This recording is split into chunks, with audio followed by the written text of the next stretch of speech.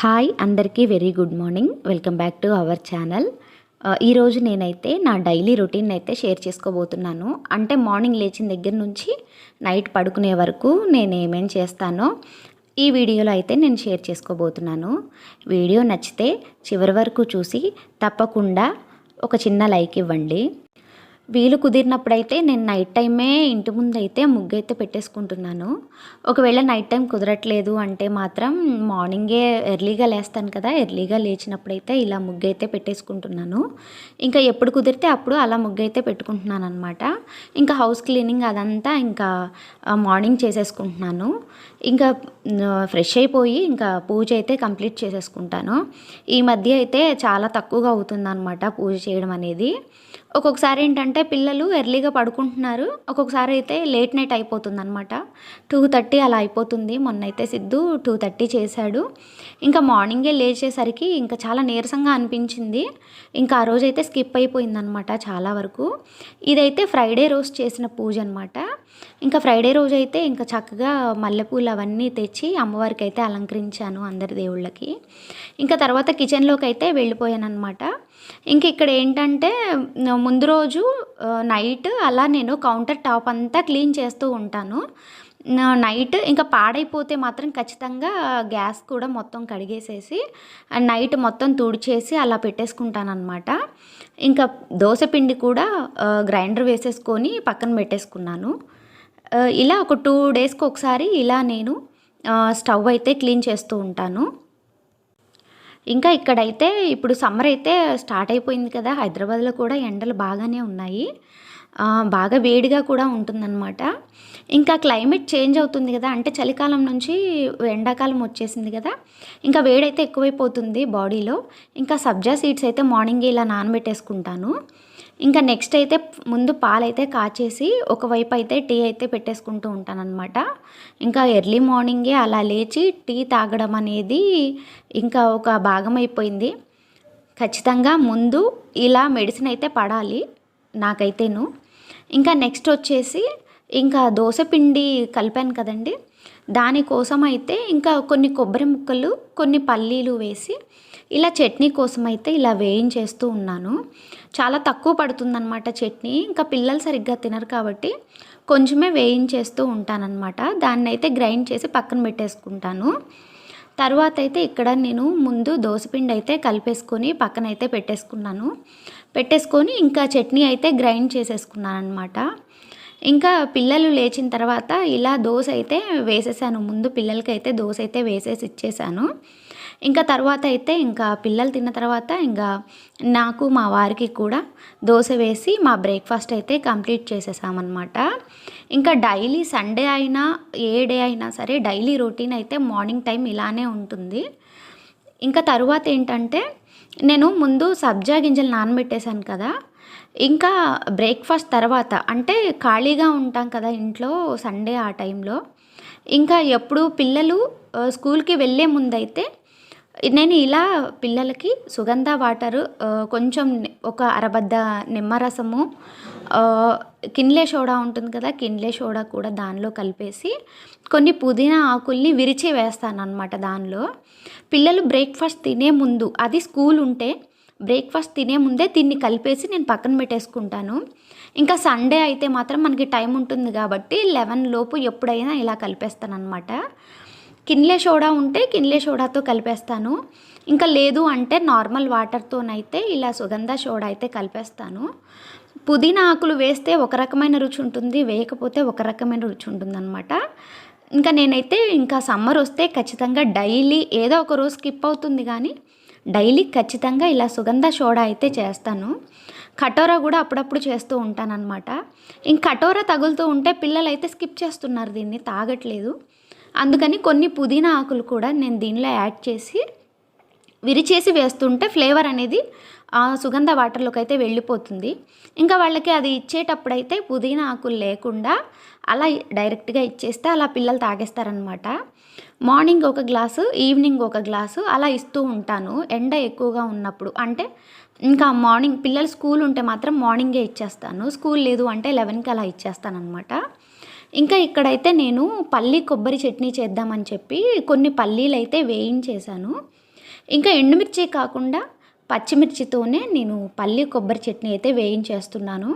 కొన్ని మిరపకాయలు వేసుకొని ఆయిల్ వేసుకొని ఇలా పచ్చిమిర్చి, కొబ్బరి ముక్కలు 2 విడివిడిగా అయితే వేయించేసుకొని పక్కనైతే పెట్టేసుకున్నాననమాట.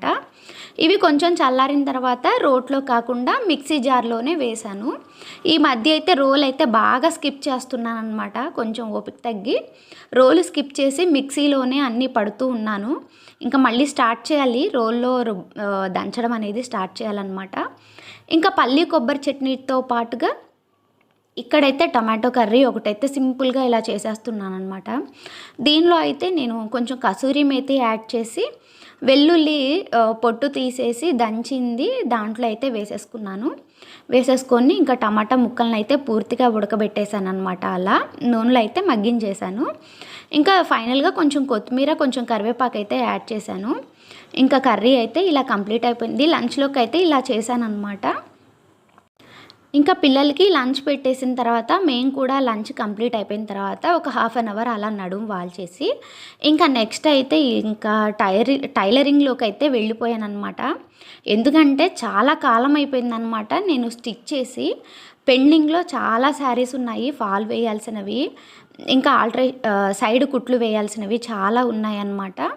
ఇంకా వాటి కోసం అయితే ఇంకా నేను ఫాల్స్ అన్నీ తెచ్చేసి ఒకసారి వాటర్లో తడిపేసి ఇంకా వాటిని ఉండలుగా చుట్టేసి పక్కనైతే పెట్టేసుకున్నాను. ఇంకా ఒక్కొక్క దాన్ని కుట్టుకుంటూ ఉన్నానన్నమాట. ఇంకా ఆ రోజుకైతే ఇంకా ఒకటే కుట్టాను, శారీ ఒకటే కుట్టానన్నమాట, ఫాల్ వేశాను. ఇంకా ఒక 4-5 అలా ఉన్నాయి. ఇంకా రోజు అనుకుంటున్నాను చేద్దాము అని చెప్పి, ఏ రోజుకి ఆ రోజు అలానే అయిపోతుందనమాట. ఇంకా నాకైతే సాటర్డే వీలు పడింది కొంచెము, అంటే ఎర్లీగా వంట పని అంతా అయిపోవడం మూలాన నాకు స్టిచ్చింగ్కి వీలుగా టైం అయితే కుదిరింది, స్టిచ్చింగ్ చేసుకోవడానికి అయితే కుదిరిందనమాట. ఇంకా రోజుకు ఒకటైనా కుడితే నాకు 1 వీక్లో అలా అయిపోతాయి అని చెప్పి అనిపించింది. ఇంకా దీన్నైతే ఇంకా ఈజీ టు క్యారీ కాబట్టి ఎక్కడంటే అక్కడ మనం పెట్టేసుకోవచ్చు కాబట్టి నేనైతే హాల్లో పెట్టేసి టీవీ చూస్తూ అలా నేనైతే శారీకి ఫాల్ అయితే కుట్టేశాను. ఎప్పుడో ఒకసారి డ్రెస్సెస్ అయితే ఆల్టరేషన్ అయితే చేసేసాను అనమాట. అది కూడా 1 డేలో చేసేసాను ఆల్టరేషన్ అనేది. ఇంకా తర్వాత నాకు మిషన్ అనేది తీయడం కుదరలేదు. ఇంకా దీనికంటే పర్ఫెక్ట్గా ప్లేస్ అయితే కుదరడం లేదనమాట. ఒక దగ్గర పెట్టుకోవడానికి వీలుగా అయితే ఉండట్లేదు. దానివల్ల నాకు కొంచెం ఇంట్రెస్ట్ కూడా తగ్గుతూ ఉంది. ఇంకా పెండింగ్లో అలా గొప్పగా పేరుకుపోతూ ఉన్నాయన్నమాట శారీస్, కుట్టడానికి కుదరట్లేదు. అందుకని చెప్పి ఇంకా దీన్ని హాల్లోకి తెచ్చేసి ఇంకా అలా అయితే నేను స్టిచ్చింగ్ అయితే చేసుకున్నాను అనమాట ఆ రోజు. ఇంకా మిగతా ఫాల్స్ అన్నీ కూడా ఇంకా దీనికి కావాల్సిన ఫాల్ ముందుగా తడిపేసుకొని ఆరబెట్టేసుకున్నాను. ఇంకా మిగతావి కూడా తడిపేసి ఇంకా ఆరిపోయిన తర్వాత ఇలా నేనైతే ఫాల్స్ అన్నిటిని ఇలా ఉండలుగా చుట్టేసి దానికి ఒక బ్యాండ్ పెట్టేసి పక్కనైతే పెట్టేసుకుంటాను అనమాట. ఇంకా ఇలా ఏంటంటే ఐరన్ చేసే పని లేకుండా నాకైతే ఇలా ఈజీగా ఉంటుంది. ఇంకా అమ్మ కూడా ఇలానే చేసేదన్నమాట.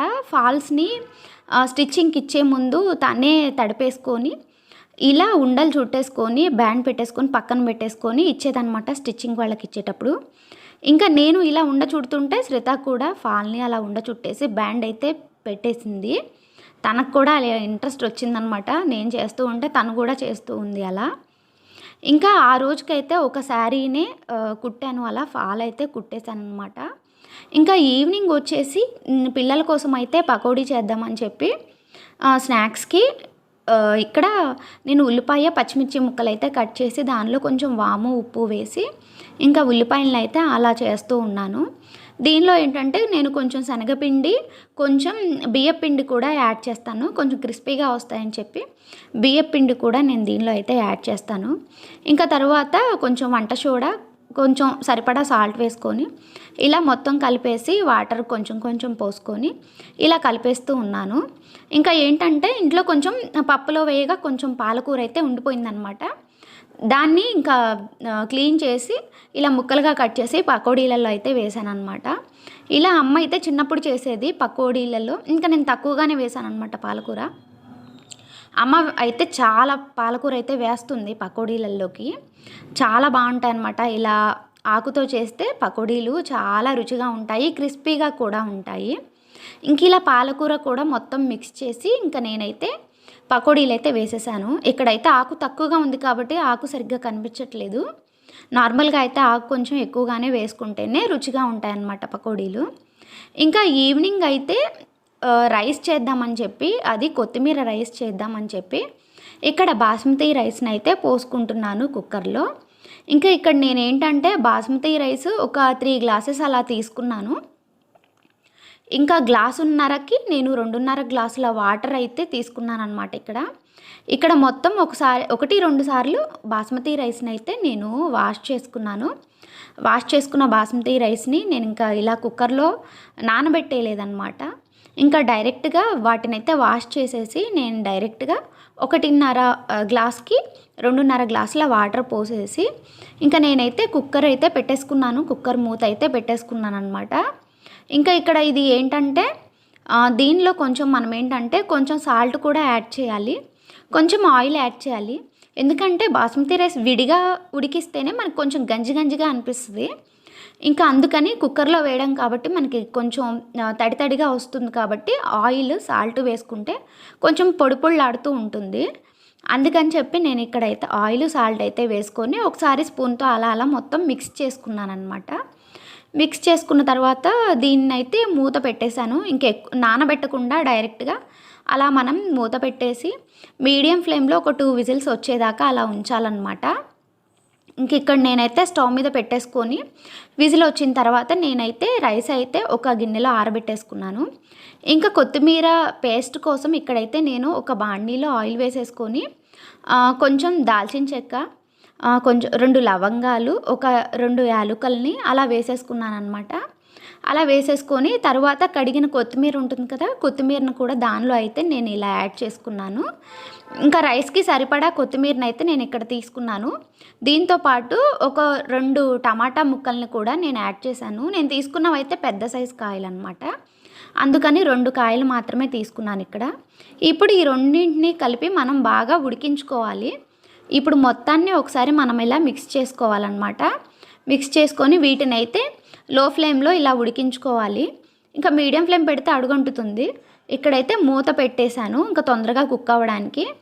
ఇక్కడ కొంచెం వాటర్ అయితే రిలీజ్ అయిపోయింది కదా టమాటాలు కొత్తిమీరలో అయితే, ఇంకా ఆ వాటర్తోనే మొత్తం ఉడికిపోతుంది అనమాట. ఇక్కడైతే నేను మళ్ళీ ఒకసారి మూత పెట్టేసుకున్నాను. ఇంక ఇలా మనం గరిటెతో అన్నప్పుడు తోలు ఊడిపోతే చాలన్నమాట దీనికి. ఎందుకంటే దీన్ని మళ్ళీ మనం మిక్సీ అయితే పట్టేసుకోవాలి. ఇక్కడ అది చల్లారిన తర్వాత నేను ఒక మిక్సీ జార్లో అయితే ఈ మొత్తాన్ని అయితే తీసుకొని దానిలో అయితే వేసేసుకొని దీన్ని అయితే మెత్తటి పేస్ట్ లాగా అయితే మిక్సీ అయితే పట్టుకోవాలి. కొంతమంది అయితే డైరెక్ట్గా పచ్చిదే మిక్సీ పడుతూ ఉంటారు. అలా అయినా చేసుకోవచ్చు, ఇలా అయినా చేసుకోవచ్చు అనమాట. నేనైతే ఇలా వేయించేసి మిక్సీ అయితే పట్టేశాను. తరువాత ఒక గిన్నెలో అయితే ఇలా ఆయిల్ అయితే వేసేసుకున్నాను. ఇంకా దీనిలో అయితే మసాలా దినుసులు ఉంటాయి కదా, బిర్యానీ ఆకు, ఇంకా దాల్చిన చెక్క, లవంగాలు, ఇంకా జాపత్రి, అనాస పువ్వు, యాలుకలు ఇలాంటివన్నీ వేసేసుకున్నాను అనమాట. నేను ఇలాంటివన్నీ వేసేసుకొని వీటిని ఒకసారి అయితే ఇలా వేయించేసుకోవాలి. తరువాత దీనిలో కొన్ని జీడిపప్పు పలుకులను కూడా నేనైతే యాడ్ చేసుకున్నాను. ఇవేంటంటే బ్రౌన్ కలర్ వచ్చేదాకా మనం అలా వేయించుకుంటూ ఉండాలి. తర్వాత దీనిలో కొంచెం కరివేపాకు, ఒక 3 తరిగిన పచ్చిమిర్చి అయితే యాడ్ చేసుకున్నాను. ఇక్కడ నేను తక్కువ వేసాను అనమాట పచ్చిమిర్చి. అల్లం వెల్లుల్లి పేస్ట్ కూడా యాడ్ చేసుకొని పచ్చివాసన పోయేంత వరకు మనం అలా మిక్స్ చేసుకుంటూ ఉండాలి. నెక్స్ట్ సన్నగా తరిగిన ఉల్లిపాయలను కూడా ఇక్కడ యాడ్ చేసి వాటిని కూడా కొంచెం బ్రౌన్ కలర్ వచ్చేంత వరకు అయితే వేయించుకోవాలి. నెక్స్ట్ క్యారెట్ని అయితే నేను ఇలా గ్రేటర్తో అయితే ఇలా గ్రేట్ చేసుకున్నాను అనమాట. మనకు కావాలంటే మనం బిర్యానీ టైప్లో కట్ చేసుకున్నట్టుగా కట్ చేసుకోవచ్చు. నేనైతే ఇలా చేసుకున్నాను. తర్వాత దానిలో కొంచెం ధనియాల పొడి, కొంచెం రుచికి సరిపడా సాల్ట్ అయితే యాడ్ చేసుకున్నాను. ఇప్పుడు మొత్తం ఒకసారి మిక్స్ చేసుకోవాలన్నమాట. ఇంకా క్యారెట్ మనకి ఇక్కడ ఏంటంటే ఎక్కువగా కుక్ అవ్వాల్సిన పని లేదు. ఒక 2 మినిట్స్ అలా మూత పెట్టేసి కుక్ చేస్తే సరిపోతుంది. ఎందుకంటే సన్నగా తరిగాను కాబట్టి వెంటనే కుక్ అయిపోతుంది. ఇప్పుడు దీనిలో ఏంటంటే మనం పేస్ట్ చేసుకున్నాం కదా కొత్తిమీర పేస్ట్ అయితే మొత్తం దీనిలో అయితే వేసేసుకోవాలి. మొత్తం వేసేసుకొని మొత్తాన్ని ఒకసారి మనం కలుపుకుంటూ ఉండాలన్నమాట. దీన్ని కూడా మనం పచ్చివాసన పోయేంత వరకు వేయించుకుంటూ ఉండాలి. ఇంక ఇక్కడ ఏంటంటే మనం ఒకసారి సాల్ట్ కూడా చెక్ చేసుకోవాలన్నమాట. ఇప్పుడే మనం వేసే సాల్ట్ ఫైనల్గా మనకి రుచి వస్తుందన్నమాట. ఇక్కడ నేను మూత పెట్టేశాను. ఒక 2 మినిట్స్ తర్వాత మనకి ఇలా ఆయిల్ అయితే రిలీజ్ అవ్వాలి. రిలీజ్ అయిపోయిన తర్వాత మనకి కొత్తిమీర పేస్ట్ అయితే కుక్ అయిపోయినట్టు. ఇప్పుడైతే నేను పక్కన ఆరబెట్టుకున్న బాస్మతి రైస్ని అయితే కొంచెం కొంచెంగా ఇలా అయితే వేసుకుంటున్నాను. మనకి ఏంటంటే కొంచెం ఆరబెడితే ఏంటంటే పొడి పొడిగా వస్తుందన్నమాట. నేను ఫ్యాన్ కింద ఆరబెట్టేశాను ఇది. ఇంకా మొత్తం కొంచెం వేసేసాను. ఇప్పుడు రైస్ హాఫ్ వేసాను. వేసి ఒకసారి నేను గరిటెతో పేస్ట్ అంతా పైకి ఇలా స్ప్రెడ్ చేశాను అనమాట. స్ప్రెడ్ చేసేసిన తర్వాత మళ్ళీ మనము కొంచెం రైస్ని అయితే యాడ్ చేసుకోవాలి. ఇక్కడ నేనైతే మళ్ళీ కొంచెం రైస్ వేసేసుకొని మళ్ళీ ఒకసారి కలుపుకుంటూ ఉన్నాను. ఇక్కడ నేనైతే చెక్క గరిటెనైతే యూస్ చేశాను. ఎందుకంటే ఇదైతే కొంచెం మనకి విరిగిపోవడం అనేది చాలా తక్కువగా ఉంటుందన్నమాట రైస్. స్టీల్ది పెట్టేస్తే మనకి ఊరికే రైస్ అంతా ముద్ద ముద్దగా అయిపోతుంది. ఎందుకంటే బాస్మతి రైస్ ఆల్రెడీ ముద్దగానే ఉడుకుతుంది కదా. ఇంకా ఈ గరిటెతో అయితే చాలా ఈజీగా అయిపోతుందన్నమాట. ఇంక ఇక్కడ ఫైనల్గా మొత్తం అయితే కలిపేశాను నేను ఇక్కడ. ఇంకా కొంచెం రుచి కోసం నేను ఇక్కడ నెయ్యి అయితే యాడ్ చేశాను. నెయ్యి వేస్తే టేస్ట్ అనేది చాలా బాగుంటుంది. ఇంకా ఇక్కడ ఫైనల్గా నేను కొంచెం పుదీనానైతే తరిగేసి దానిలో అయితే యాడ్ చేసి మొత్తం ఒకసారి అయితే కలుపుకున్నాను. పుదీనా ఎందుకు వేసారని అడగండి, నా దగ్గర కొత్తిమీర అయిపోయింది, అందుకని పుదీనా అయితే యాడ్ చేశాను అనమాట. ఇక్కడైతే ఇంకా మొత్తం కలిపేసుకొని పక్కన పెట్టేసుకున్నాను. అంతేనండి, సింపుల్గా అయితే మనకి ఇక్కడ కొరియాండర్ రైస్ అయితే రెడీ అయిపోయింది. దీనికైతే ఏ కర్రీ కూడా అక్కర్లేదు, మనం కొంచెం రైతా చేసుకుంటే సరిపోతుంది. ఆనియన్తో తింటే చాలా బాగుంటుంది. మాకైతే డిన్నర్కి అయితే నేను ఇదే చేశాను అనమాట. ఇంకా డిన్నర్ అంతా కంప్లీట్ అయిపోయిన తర్వాత పిల్లలైతే ఇంకా పెయింటింగ్ అయితే వేసుకుంటూ ఉన్నారు. వాళ్ళు పెయింటింగ్ వేయడం ఏమో కానీ ఇంకా తర్వాత నేనైతే ఇల్లంతా తడవాల్సి వచ్చిందనమాట. ఇంకా పిల్లాడు తన్వికి వచ్చాడనమాట, పక్కన పిల్లాడు శ్రీత, సిద్ధు, ఇంకా ముగ్గురు ఇలా పెయింటింగ్ అయితే వేస్తూ ఉన్నారనమాట. ఇంకా అక్కడ ఒక్క బుక్ కోసం ఇంకా ముగ్గురు కొట్టుకుంటూ ఉన్నారు. ఇంకా ఫైనల్గా అయితే ముగ్గురు టైం పెట్టుకొని 5 మినిట్స్ అని చెప్పి ఒక్కొక్కళ్ళు వేసుకున్నారనమాట. ఇంకా అక్కడ ఇంతేనండి, నా మార్నింగ్ నుంచి నైట్ వరకు డైలీ రొటీన్ అనమాట. ఒక్కొక్కసారి ఎక్స్ట్రా యాడ్ అవుతూనే ఉంటాయి. నా వీడియో మీకు నచ్చితే తప్పకుండా లైక్ చేయండి, మా ఛానల్ని సబ్స్క్రైబ్ చేసుకోండి. మరో మంచి వీడియోతో మళ్ళీ కలుద్దాం. బాయ్ బాయ్ అందరికీ. Thank you for watching.